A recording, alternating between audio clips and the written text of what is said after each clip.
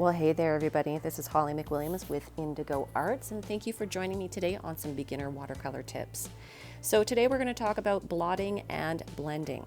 So you can see my initial paint deposit here with a general flesh tone. I'm kind of putting it on all of the areas that I want to have as being a little bit darker within the painting.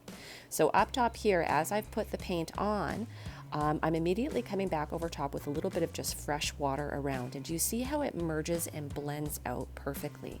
So that's going to give me a soft edge, which is going to look really smooth and shaded.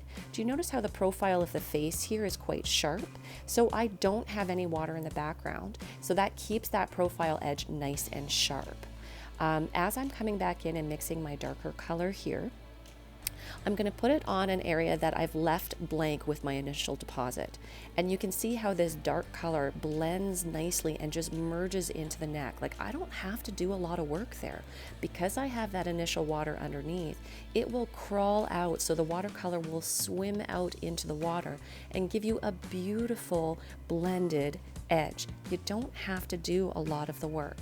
Now, as I'm coming down here towards the arm, I don't have any water there. So do you see how the watercolor stays in that spot?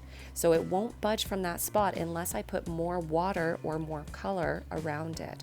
So it's a really great way of thinking about it. Now, the next technique here is really important. This is blotting. So what I'm doing here is a little bit of pressure with paper towel, and I'm removing some of the watercolor. Now, I've purposely waited a few minutes here after my initial deposit so that the watercolor can sink into the paper and stain the paper. So as I'm coming in here and removing it, I have some beautiful shading that I didn't actually add extra paint to. I've removed the paint. So taking the paint off is just as important as putting the paint on.